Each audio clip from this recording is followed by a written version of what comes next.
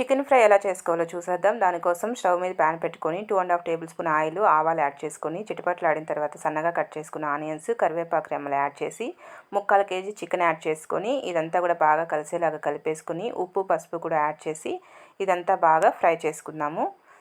ఇలా ఫ్రై చేసుకుంటే చాలా టేస్టీగా ఉంటుంది. ఇది ఫ్రై అయ్యేలోపు మసాలా ప్రిపేర్ చేసుకుందాం. స్టవ్ మీద ప్యాన్ పెట్టుకొని ఎండుమిర్చి, ధనియాలు, అలాగే మిరియాలు, జీలకర్ర, చెక్క, లవంగాలు యాడ్ చేసి ఇవంతా దోరగా ఫ్రై చేసుకొని మిక్సీకి పట్టేసుకుందాము.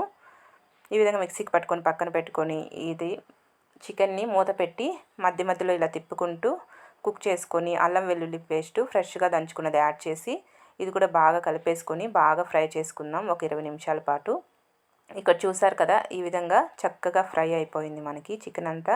ఇలా ఫ్రై అయినప్పుడు మనం ప్రిపేర్ చేసుకున్న మసాలా యాడ్ చేసి బాగా మిక్స్ చేసుకొని వేడి వేడిగా సర్వ్ చేసుకుంటే ఎంతో టేస్టీ చికెన్ ఫ్రై రెడీ. మీరు కూడా తప్పకుండా ట్రై చేసేయండి. Bye friends.